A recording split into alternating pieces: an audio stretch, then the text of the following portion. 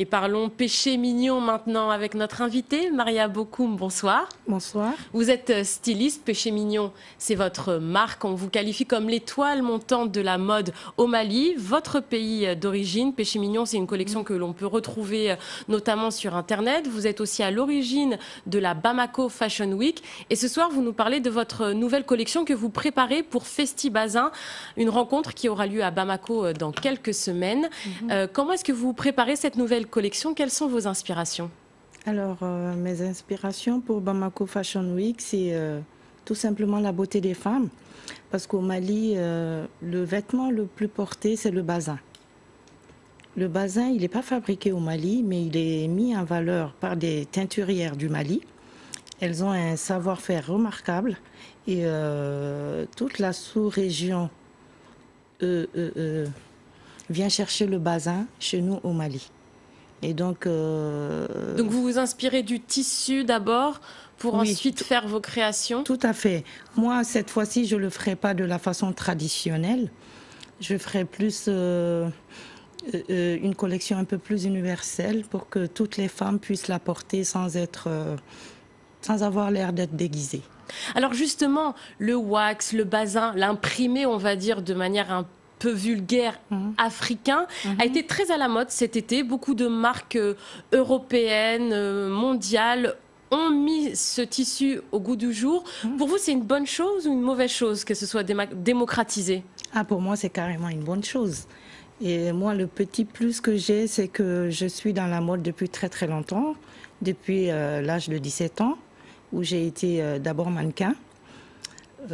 Ça ne se voit plus beaucoup, mais bon, j'ai été top modèle. Avec vous-même. Donc voilà, j'ai cette chance-là où j'ai défilé pour Chris Seydou, un des créateurs africains les plus connus, qui a travaillé avec les plus grands en France, tels que Yves Saint Laurent, Paco Rabanne.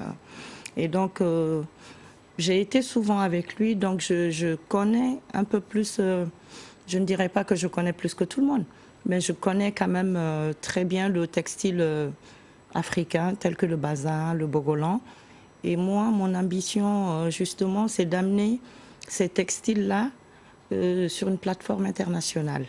Et justement, pour ça, vous avez une belle égérie, on va le dire, c'est votre sœur, la chanteuse Ina Modja, que vous avez habillée dans son dernier clip, Free Tombouctou.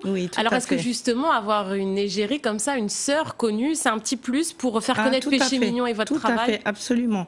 Parce que le Péché Mignon a été connu en France avant d'être connu au Mali, grâce à Ina, parce qu'à chaque interview, chaque sortie qu'elle avait, elle portait du Péché Mignon.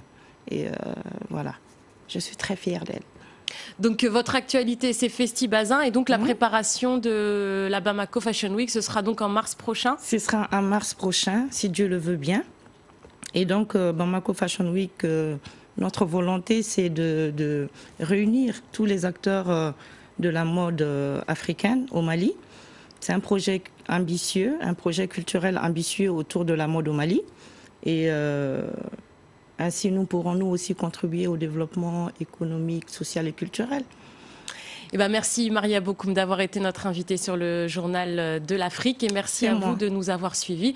Tout de suite, l'info continue sur France 24.